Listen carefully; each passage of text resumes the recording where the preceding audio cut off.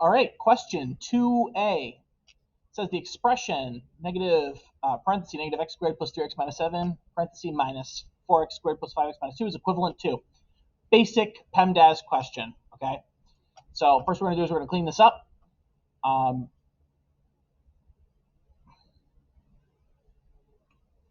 Okay, restart.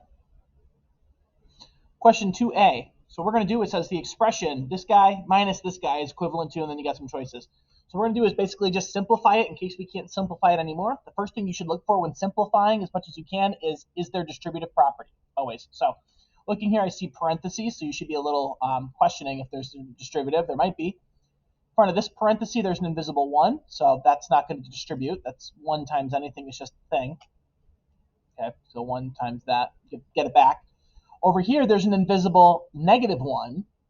That's going to have to distribute in, and that negative 1 is going to have an impact on those numbers. Positive 1 will not, because 1 times anything is anything. And negative 1 times stuff is going to cause some changes.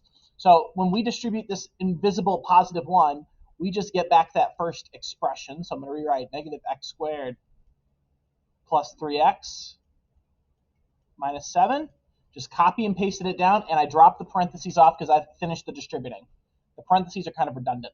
You don't need them. Next, distributing, negative 1 times 4x squared, you would get negative 4x squared. Plus 5x would become minus 5x. Minus 2 would become plus 2. Okay. Right now, I've got 6 people, 6 things here. What would be a good idea to look for right now? Like terms. Do I have any like terms? So negative x squared, does he go with anyone? Negative 4x squared, good. What about 3x? 3x go with anyone? Negative 5x, pretty good. And the last one is negative 7. That's a constant. The other constant is positive 2. So pair them up based on their last names. Negative x squared, negative invisible 1x squared if you want. But negative x squared and negative 4x squared, add those two, you'd get negative 5x squared. Positive 3x, negative 5x, combine those. Those would give you, just add them, you get negative 2x.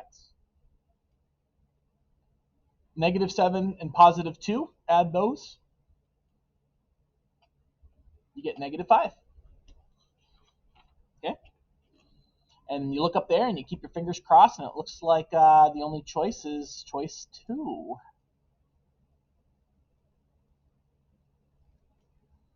Okay, choice 2.